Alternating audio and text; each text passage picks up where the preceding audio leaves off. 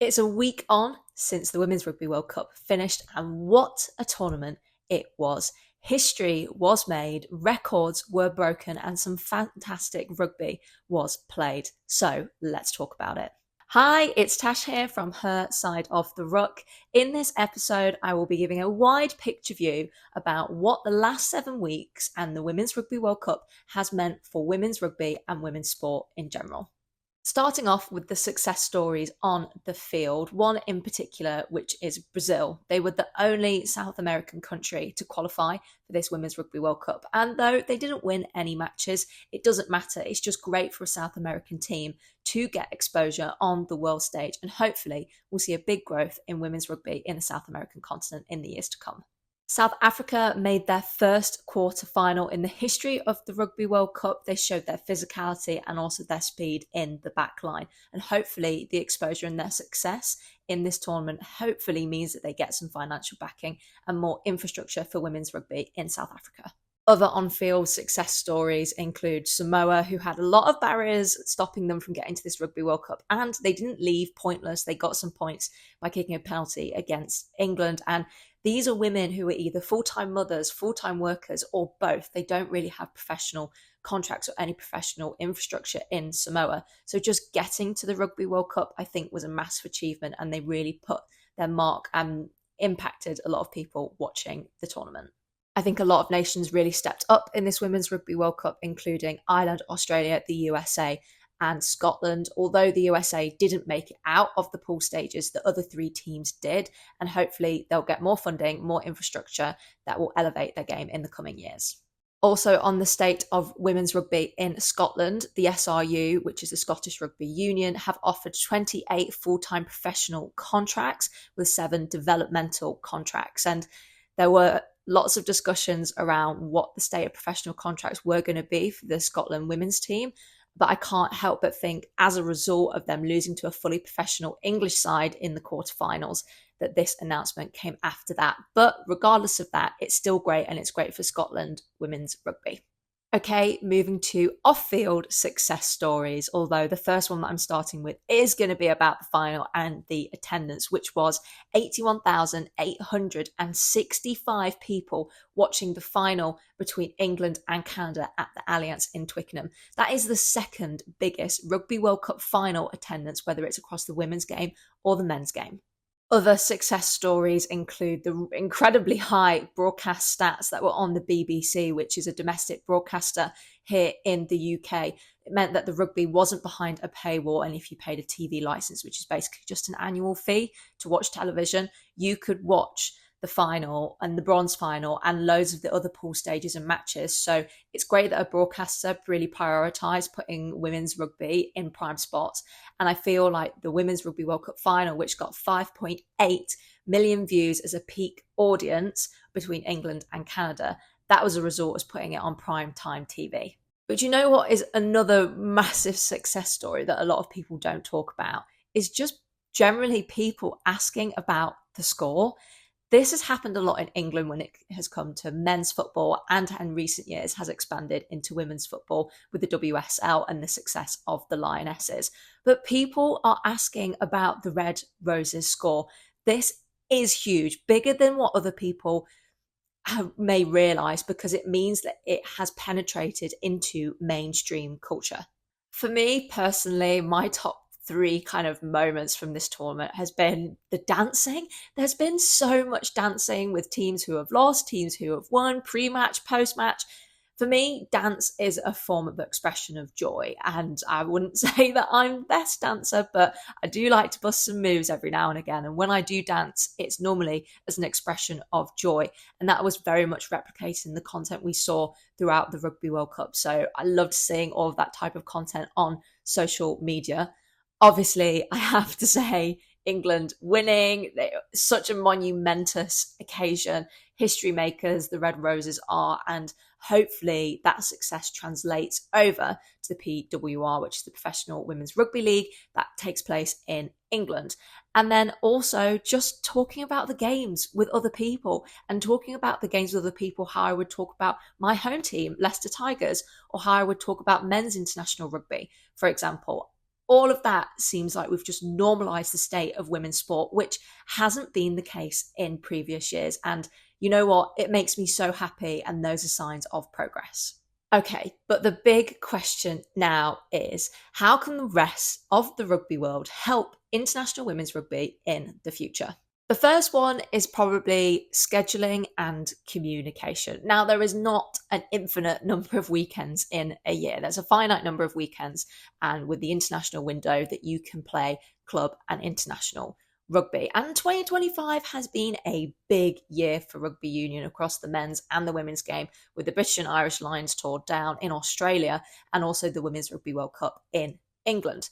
However, on the weekend of the 27th of September, when the bronze final and the final of the Women's Rugby World Cup was being played and probably been locked in the diary for a very, very long time, you had the TRC, you had the URC, you had the Prem games, although the Prem didn't schedule games on at the same time as the Women's Rugby World Cup final. You've still got other men's competitions that are happening at the same time or at a similar time as the Women's Rugby World Cup finals.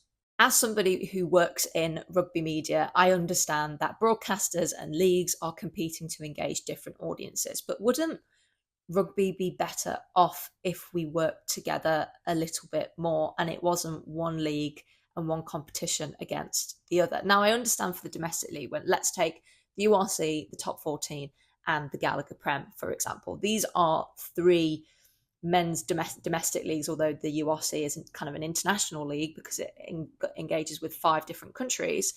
They're all kind of from Friday to Sunday on most weekends. Now, they're all competing for different audiences. They kind of appear on different broadcasters. But in terms of the international game, why are we not trying to help each other out?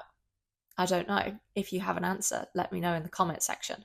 But my main quibble is, as someone who obviously has her preferences of team and her home team, that I can be very biased when I talk about my teams. However, I want rugby to grow as successfully as it possibly can. So communication between different entities that are all involved with World Rugby, if there was more open conversations about scheduling and primetime slots and when you're putting matches, etc., isn't that for the benefit of the game? But overall, I think the BBC did a great job of putting the Women's Rugby World Cup pool stages and particularly the finals in primetime slots and really opening that game and exposing it up to new audiences. The second area where I think can be massively improved, and I think we will see a huge improvement on this, and I hope we do in the next 4 years, is the infrastructure behind women's rugby. By this infrastructure term, I mean more contracts, more professional contracts for women's players, and not just certain countries having professional contracts. So then you've got a professional team versus a semi-pro team, or even an amateur team, which we had examples of in this Rugby World Cup.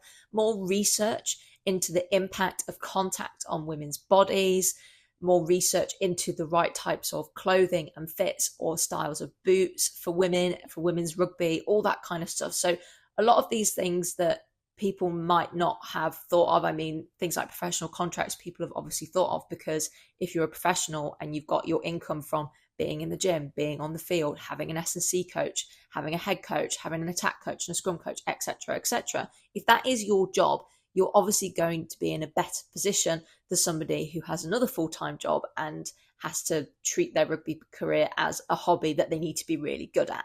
But even like research projects into how rugby impacts women, which I'm sure are going on, and there's going to be a lot more coming as a result of this Women's Rugby World Cup. But the impact of contact on your chest, or the impact of contact on your knees, because some women are more susceptible than men to getting ACL injuries, for example. So all that kind of stuff, I hope there is investment into that area, as well as the playing, the contracts, strength and conditioning coaches, etc., and all the staff that are required to elevate women's rugby to the place where I hope that it can be in the future.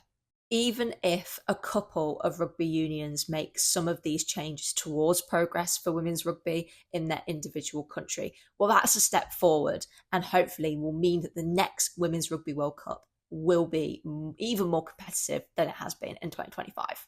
Overall, I think this Women's Rugby World Cup was a huge success. I think World Rugby and England Rugby did an amazing job at pulling it off. I think the content creator program that had content creators in-house with each country churning out content for social media was a brilliant idea, and it's definitely gone to show on their social media stats and engagement. A lot of the women's players that I work with at Trailfinders have said that their following have doubled throughout this program, throughout this tournament. And to be honest, it goes to show the power of social media. I'm not just saying that as somebody who is a social media manager and content creator as part of their career, but it just goes to show the trend towards women's sport, social media, and also the financial ecosystems that can come as a result of this successful link up.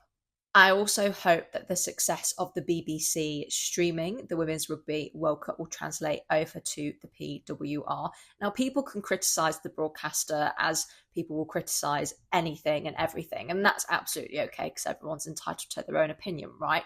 However, the BBC will be broadcasting at least one match from the PWR in each round, and that will vary from team to team.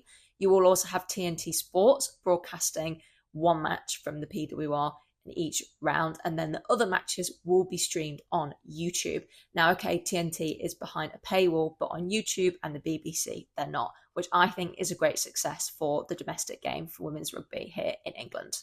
Finally, just to end, I want to say thank you so much if you've been watching our videos throughout this tournament. We have really enjoyed covering the Women's Rugby World Cup here on Her Side of the Ruck. Primarily, we started as a podcast about the URC because me and Bernice met through the URC's Women's Leadership Academy. But women's sports, women's visibility in sport, working in sports media, they're all really important things to me as they are to Bernice. So thank you so much if you have found our channel during the Women's Rugby World Cup or have been with us from the start. We really appreciate it. If you did enjoy this video, please give it a like and feel free to drop a comment below. And if you want to see more content like this or you're new to the channel, hit that red subscribe button because we really appreciate it. We're also trying to reach our new goal of 350 subscribers, so each new subscriber helps us get closer to that goal. Thanks again for watching and see you next time.